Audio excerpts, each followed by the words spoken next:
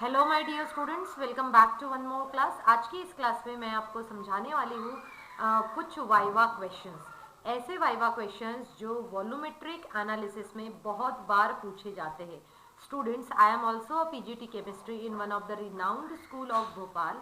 और मैं भी जब दूसरी जगह एग्जाम लेने के लिए जाती हूँ तो किन क्वेश्चंस को यूजुअली पूछा जाता है वो सभी क्वेश्चंस मैं आज की इस क्लास में डिस्कस करने वाली हूँ।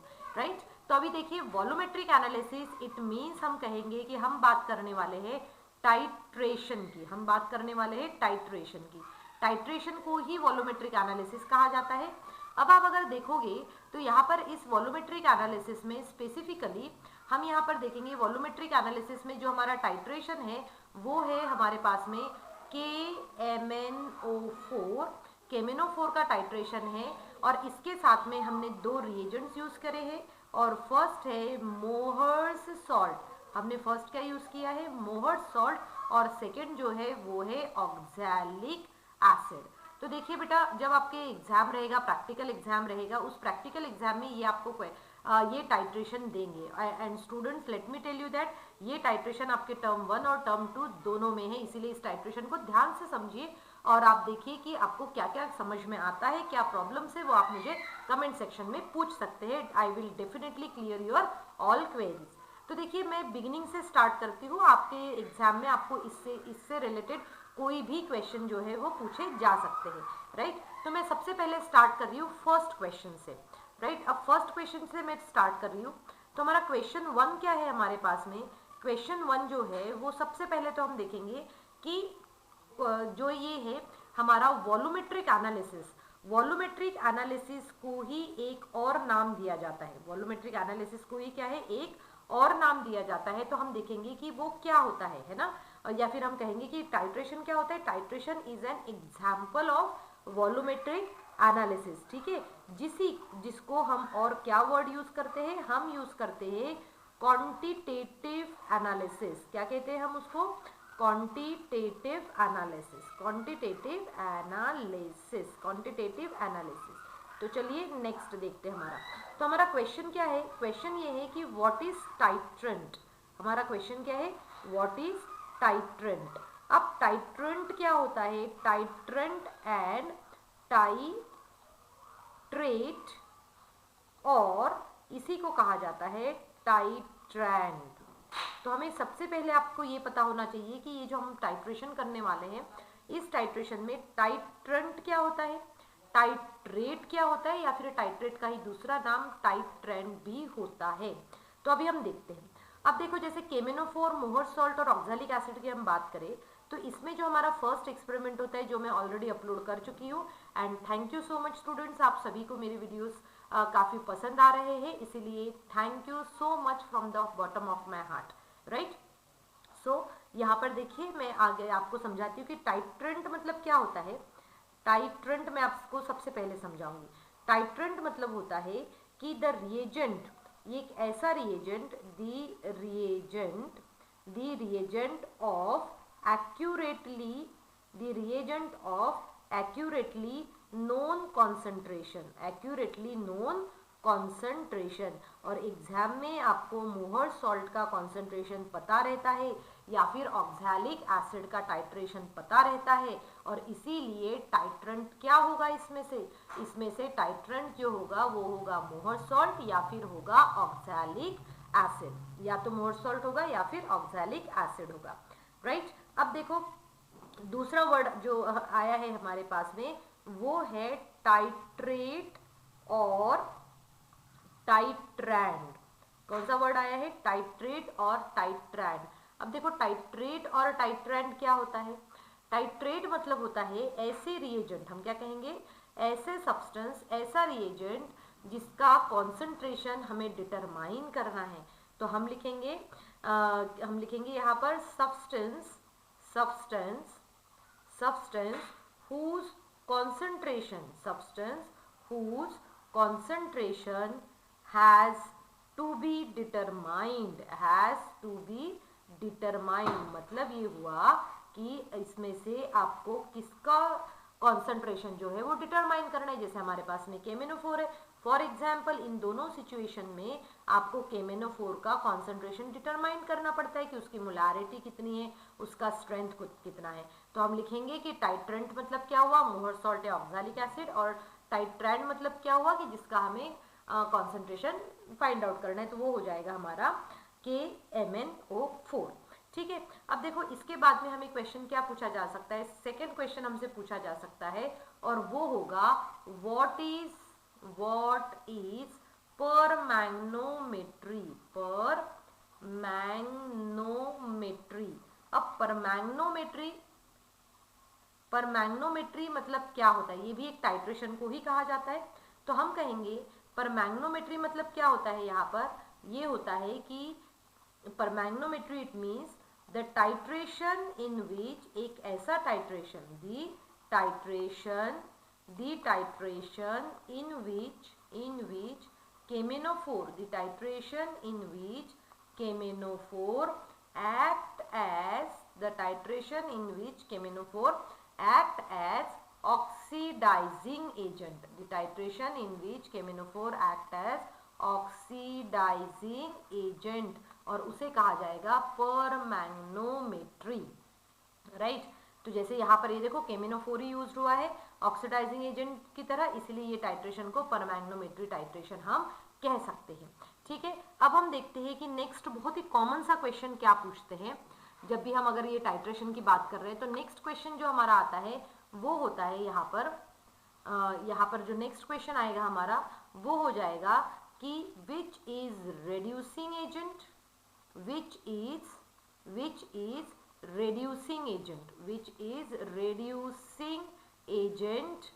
And oxidising agent. तो हम इसका आंसर इजीली लिख सकते हैं। वो आंसर क्या हो जाएगा इसका आंसर जो होगा वो होगा रेड्यूसिंग एजेंट इज, क्या होगा, रेड्यूसिंग एजेंट इज मोहर सॉल्ट। क्या हो जाएगा, रेड्यूसिंग एजेंट कौन सा है इसमें से, मोहर सॉल्ट है, रेड्यूसिंग एजेंट इज मोहर सॉल्ट हो जाएगा। और ऑक्सीडाइजिंग एजेंट अब भी हमने डिस्कस किया था, ऑक्सीडाइजिंग एजेंट जो है इसमें से ऑक्सीडाइजिंग एजेंट वो हो जाएगा, ऑक्सीडाइजिंग एजेंट इज, यहाँ पर हो जाएगा KMnO4 हो जाएगा as a oxidising agent, right. अब देखो, अब जब ये हो गया तो इसमें सबसे पहले जैसे अब हमने मोहर सॉल्ट यूज किया है, बहुत ही मैं आज जो डिस्कस करने वाली हूँ बहुत ही कॉमन से क्वेश्चन की, एटलीस्ट आपने इतने क्वेश्चंस भी अगर करके एग्जाम में गए हैं तो आपको एक्सटर्नल कहेंगे कि चलो भाई इस बच्चे ने कुछ तो पढ़कर आया है, राइट। ओके, सो देखो नेक्स्ट है कि मोहर सॉल्ट, राइट केमिकल नेम। देखो उसमें आपको लिखने के लिए भी बोल सकते हैं, बहुत बार एक रफ शीट देते हैं और फिर आपसे बोलते हैं right chemical name and formula, of मोहर सॉल्ट, अब मोहर सॉल्ट का फॉर्मूला क्या होता है, पहले मैं फॉर्मूला बता देती हूँ। फॉर्मूला होता है FeSO4 dot NH4 whole twice SO4 dot 6H2O, और इसका अगर मैं नेम लिखूं तो नेम हो जाएगा इसका फेरस अमोनियम सल्फेट, या फिर आप इसको अमोनियम फेरस सल्फेट भी कह सकते हैं। तो फेरस अमोनियम सल्फेट इसका नेम हो जाएगा, क्लियर, ये नेम हो जाएगा। अब देखो बेटा यहाँ पर अगर आप देखोगे तो आप थोड़ा सा ध्यान से देखना और समझना इस चीज को। यहाँ पर आपको ये FeSO4 दिख रहा है और साथ में NH4 होल ट्वाइस SO4 दिख रहा है। तो इसका मतलब क्या हुआ कि हमारे पास में ये जो सॉल्ट जो है ये क्या है, एक डबल सॉल्ट है। क्या है, डबल सॉल्ट है। और आपसे ये भी पूछा जाएगा कि what is the colour of aqueous solution of ferrous ammonium sulphate. So हम लिखेंगे colour of aqueous solution of FAS भी हम इसको कह सकते हैं, ferrous ammonium sulphate. Colour of aqueous solution of FAS is light green, बहुत ही हल्का सा ग्रीन कलर इसमें होता है। और ये है क्या, ये एक डबल सॉल्ट है।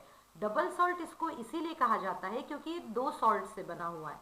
कौन कौन से दो सॉल्ट्स है, एक है फेरस सल्फेट, दूसरा है अमोनियम सल्फेट। और इसकी एक प्रॉपर प्रिपरेशन रहती है।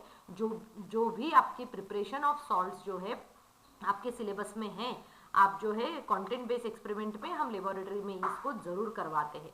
तो ये आपका एक और कॉमन सा क्वेश्चन हो सकता है जो आपको एग्जाम में पूछा जाएगा। आपको फेरस अमोनियम सल्फेट का फॉर्मूला और केमिकल नेम आपको अच्छी तरीके से पता होना चाहिए।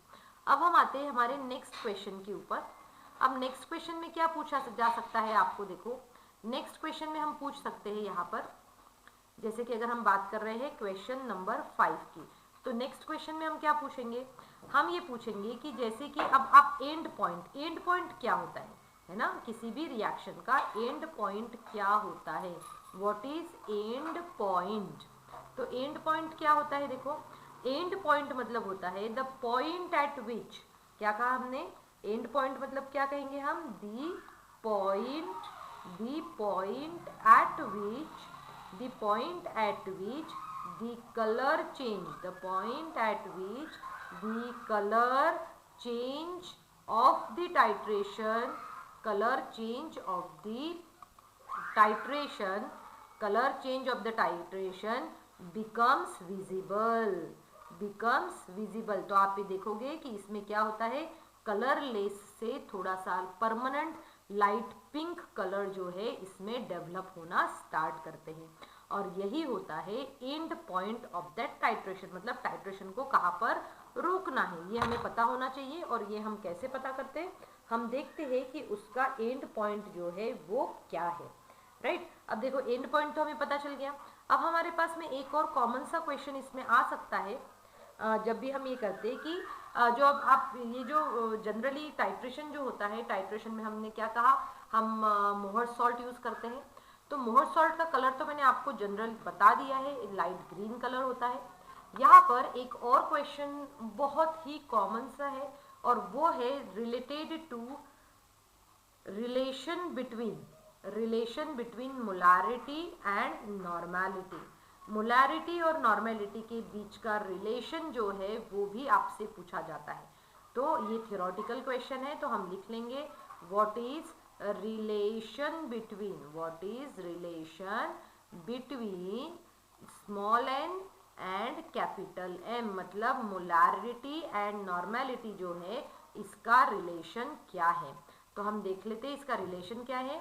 इसका रिलेशन जो है वो ये है कि ये जो नॉर्मेलिटी अपॉन मोलारिटी जब आप लेते हो, normality upon molarity is equal to, यहाँ पर क्या आता है, molecular mass of substance upon, यहाँ पर आता है इक्विवेलेंट मास ऑफ सब्सटेंस होता है, और इज इक्वल टू ये क्या होता है, n। मतलब अगर मुझे सॉल्व करना रहे तो मैं इसको ऐसे लिखूंगी, n is equal to molarity into n। And what is this n? n is actually the n factor. What is n? n is actually the n factor. ठीक है, ये आपको क्वेश्चन कॉमनली पूछा जा सकता है। अब देखो यहाँ पर एक और क्वेश्चन फ्रेम हो जाता है बेटा, जैसे तो देखो यहाँ पर बहुत सारे क्वेश्चंस फ्रेम हो जाते हैं। यहाँ पर मैं आपको कुछ ऐसे क्वेश्चंस बताऊंगी जो आपने इसके पहले नहीं पढ़े होंगे। सो फर्स्ट क्वेश्चन हम यहाँ पर फ्रेम करेंगे वो हो जाएगा व्हाट इज स्टैंडर्ड सॉल्यूशन। क्या होगा first question, what is standard solution क्या होता है। ठीक है, अब व्हाट इज स्टैंडर्ड सॉल्यूशन हमें कैसे पता चलेगा कि स्टैंडर्ड सॉल्यूशन क्या होता है, क्योंकि आपका एक क्वेश्चन भी आता है कि prepare the standard solution, right. Prepare the standard solution में हमारे पास क्वेश्चन आता है तो हमें उसका आंसर भी पता होना चाहिए। तो देखो इसका आंसर क्या है, व्हाट इज स्टैंडर्ड सॉल्यूशन का। Standard solution is a solution, standard solution is a solution, standard solution is a solution whose strength is known, जिस सॉल्यूशन की स्ट्रेंथ हमें पता है उसे कहा जाता है स्टैंडर्ड सॉल्यूशन। क्या करते हैं हम उसको, स्टैंडर्ड सॉल्यूशन। अब देखो, अब स्टैंडर्ड सॉल्यूशन के भी 2 टाइप्स होते हैं, है ना। स्टैंडर्ड सॉल्यूशन के 2 टाइप्स होते हैं। फर्स्ट जो होता है वो होता है प्राइमरी स्टैंडर्ड सॉल्यूशन। फर्स्ट क्या होता है? Primary standard solution. और एक आता है हमारे पास में सेकेंडरी स्टैंडर्ड सॉल्यूशन। क्या आता है? Secondary standard solution. अब ये होते क्या है देखो, प्राइमरी स्टैंडर्ड सॉल्यूशन मतलब ऐसे सॉल्यूशन होते हैं जिसको आप डायरेक्टली वेट करके प्रिपेयर कर सकते हैं ना। जैसे कि मान के चलो आपने जैसे 4.9 ग्राम ऑफ मोहर सॉल्ट लिया, ठीक है, तो आपका जो मोहर सॉल्ट जो बनेगा वो 4.9 ग्राम का ही बनेगा। क्यों? क्योंकि मोहर सॉल्ट जो है ये कोई भी मॉइस्चर को एब्जॉर्ब नहीं करता है, और अगर ये कोई मॉइस्चर को एब्जॉर्ब नहीं करेगा तो क्या होगा, वो जितना वेट है उसी वेट का वो सॉल्यूशन बना देगा। और ये प्योर भी होता है, ठीक है, और ये इजीली डिकम्पोज्ड भी नहीं होता है और सोल्यूबल भी प्रॉपरली होता है। बट अगर हम सेकेंडरी स्टैंडर्ड की बात करें तो सेकेंडरी स्टैंडर्ड क्या होते हैं कि इसका जो सॉल्यूशन होता है, जैसे कि अगर मैं KMnO4 की बात करूँ या फिर हम बात करते हैं NaOH की, इनका नेचर कैसे होता है? हाइग्रोस्कोपिक होता है। हाइग्रोस्कोपिक मतलब क्या कि ये जनरली एटमॉस्फेयर से क्या कर लेते हैं? मॉइस्चर को एब्जॉर्ब कर लेते हैं। अब मॉइस्चर को एब्जॉर्ब कर लिए तो वाटर मॉलिक्यूल्स आ गए, कुछ जो है उसी में सोल्यूबल हो जाते हैं। तो मतलब आपने जितना वेट लिया है उतना वेट वो कंप्लीटली वेट का आप नहीं बना सकते, और इसीलिए उसको कहा जाता है सेकेंडरी स्टैंडर्ड। सो स्टूडेंट्स, आज की क्लास में मैंने आपको जो भी समझाया है, आई होप आप सभी को ये हेल्पफुल रहा होगा। इसी से रिलेटेड मैं एक और वीडियो लेकर आऊँगी जिसमें मैं आगे के सभी वाइवा क्वेश्चंस आपको समझाऊंगी। आप कमेंट सेक्शन में मुझे ज़रूर बताइएगा कि आज का वीडियो क्या आपको वर्थ वॉचिंग लगा है या फिर नहीं। क्या आप एक्साइटेड है कि सेकेंड वीडियो भी इसका आए या नहीं, ये मुझे आप कमेंट सेक्शन में ज़रूर लिखिएगा। और जो जितने भी स्टूडेंट्स मेरा वीडियो पहली बार देख रहे हैं, मेरे चैनल को सब्सक्राइब करना बिल्कुल भी नहीं भूलना है। So thank you students and have a good day ahead.